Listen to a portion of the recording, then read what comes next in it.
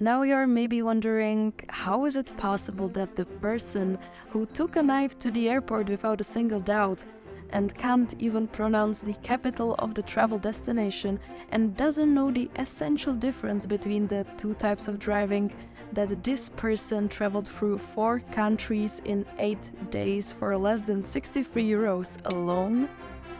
Actually, you don't have to be a quantum mechanic with a minor in biomedical studies, neurosciences, and biochemistry, or what the fuck. You just need to be a little bit curious and research your options. As the country I was born in is part of the EU, most of my costs were covered by the grant, which falls under the Erasmus Plus short-term project. So let's look at this in more detail. First, accommodation. So most of the days I used Couchsurfing, which didn't cost me anything, but in between I attended a short-term Erasmus Plus project for 2 days, which is actually mandatory if you want your whole transport to be reimbursed. And of course, the food and accommodation were free during this Erasmus Plus project, so the bottom line is that I paid nothing for the accommodation. Secondly, food. Like a proper poor backpacker, I bought some food back in my country so I would have supplies in case of an emergency.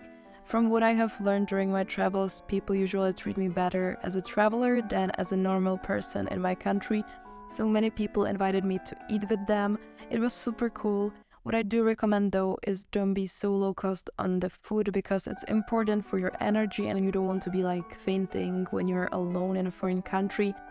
And by buying some traditional food, you truly experience the culture, plus you contribute to the local economy. So lastly, transport.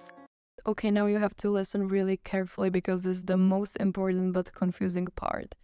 So the total transport costs, including airplane, bus and train tickets, amounted to 336 euros, of which 40 euros was not reimbursed. And here's the reason why. Reimbursed money for transport only relates to the kind of transport that gets you to and from the Erasmus Plus project. Any additional cost that you spend by traveling to other places is not reimbursed. So for me, it was the Vienna and Milano tickets. I also saved some money on transport because 2 of my Couchsurfing hosts decided to take me sightseeing by their car, plus I was hitchhiking a little bit. All in all, the final amount is less than 63 euros, while ice cream in Tel Aviv is one of the most expensive items in my budget.